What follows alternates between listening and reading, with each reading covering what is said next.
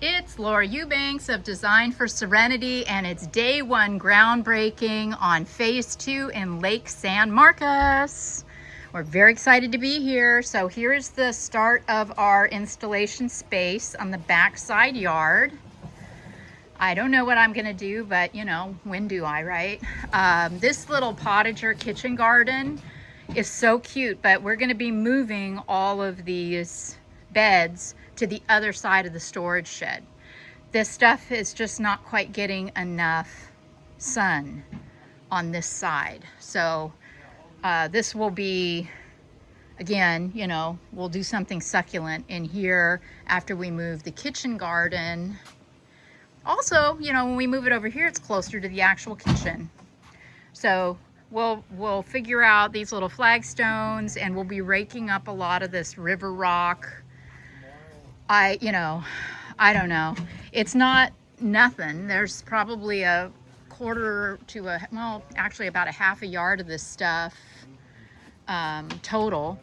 But sometimes it's more cost effective to just bury this old stuff and start over with new rock than it is to try to rake it, sift it, you know, go to all the time and labor to try to repurpose it. So, you know, 6 of one, half dozen of another.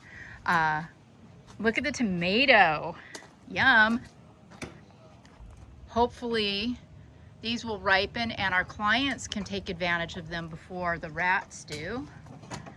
But yeah, so here we have a pygmy palm which stays, because you know, palms in San Diego are iconic, and they don't care about having soil raised at their base. They water them, don't water them. Well, you gotta water them, but they're easy breezy. So I'll be pulling out all of these agapanthus. We will be pulling the Mow-curb and disposing of this. We'll be removing all of these bushes over here, all the way around. Glory be, this fake grass is coming out. Our wonderful team. Say hi, team. Hi. What you got there, Daddy Greg? Looks like a new toy. Buggy. It's a buggy? Yeah. What does it do? It moves back and forth. Wow. And dumps material. Okay. Hydraulically? No. No? Manually? Man, Okay. So we have got, you know, to schlep everything from the driveway to back here, and this is a really big space. So we want to make it easier for the guys. So we're investigating different types of equipment that can make the job easier. So we can scoop soil into this bucket and, you know, wheel it back. We can do top dressing. We can do rubble. You know, they're just going to make it a lot easier. All right, so over here, this is the beautiful fountain that they had installed, and I will be planting around and behind it to soften it up in the landscape.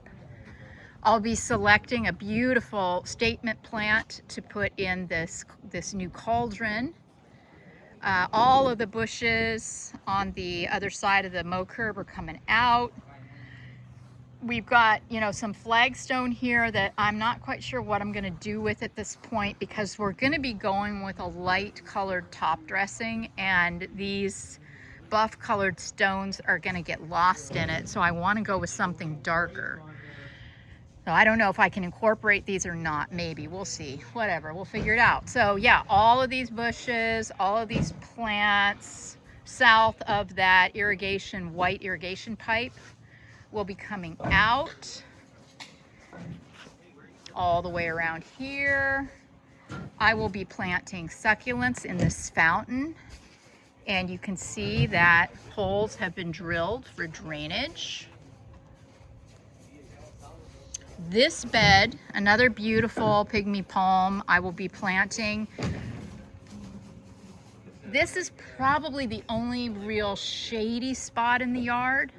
So I'll do tapestry in here, which will be very, very happy with this bright light and dappled sun. I'll need a cool plant to put in here. I will be pumping up this little bed here. For our client's birthday, her husband bought her succulents and she planted them herself. And this was such a great thing for her to learn about these plants, right? Look at all of these different little plants, and you can see some are not loving the summer and have gone dormant. Others say bring it, and this is how we learn, isn't it? But she does want me to pump it up. Here's a cute bench that they bought for the installation. We'll be removing this trunk and stump, and I'll be doing something cool here that they can see through their window. This is where all of their valves are, so I will be, again, pumping up this area. Right now, you know, it's just some aeonium and jade, but we'll add some fun to that. And then we roll into phase one. We did this phase one about a month ago, and you can see how this little plumeria that I rescued that was in a pot in the backyard is blooming, thriving, throwing out new growth. It's so great. And our clients opted to hand water this tapestry, and they have done a spectacular job of managing the irrigation. Everything in this tapestry is absolute perfection. So proud of them. And our little bucket O monkey tails is looking fantastic. I will also be working here in this little entry. These pots are really beautiful, and I will be pulling them into the back and then bringing in a new trio to put here, and we'll just do a trio of pots. This bench and the art will stay. Love the art, love the bench, and that little table will stay. But we don't need a pot here, and we don't need a pot here. We can just condense everything right by the front door. And then out here, all of our plants are looking spectacular. We did have an issue with this Pachypodium lemerii. A couple of the branches broke and desiccated after planting. I won't do this again. I purchased a lemerii that had long spindly arms, and don't get me wrong, is fabulous, but they didn't hold up very well in transport, and I had to cut them in places where they had collapsed. But I am super confident that this Pachypodium is going to make a very, very solid comeback, and much like that plumeria, will branch from below my cuts and just end up being an even cooler specimen. So we're going to give this guy some time. We're not in any hurry to get rid of him. He did have, you know, some struggles, but I think he's going to be okay, and I'm going to keep an eye on him, and we're going to hope for the best. Then over here, our multi-headed Yucca rostrata had a little bit of dieback too. It had recently bloomed. See here, we got the evidence of the bloom stalk, and so there's a little dieback from around the bloom sites. So we just need to trim the brown off. And again, this will be great. Also learned from Ed at Western Cactus that yuccas are not succulents, which news to me, and that they really appreciate some deep watering. It's important to let the soil dry in between those waterings, but don't be afraid to give your yuccas some water at this warm time of the year. But look at this perfection.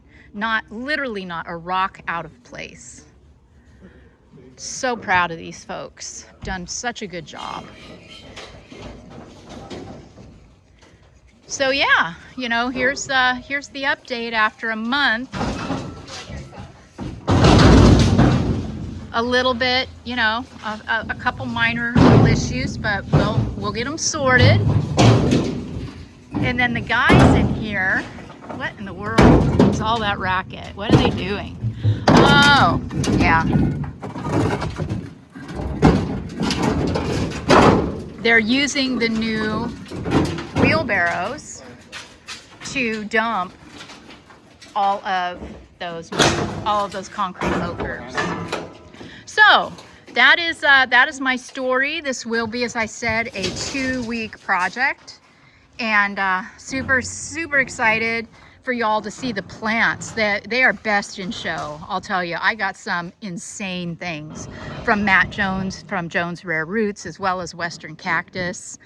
I'll be pulling in plants from Oasis and Waterwise Botanicals as well, and I'm just so excited for you to see this backyard transformed.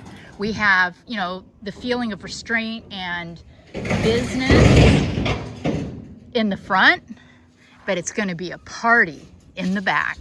So we will catch you on the flip. Everybody take care, and we'll see you tomorrow.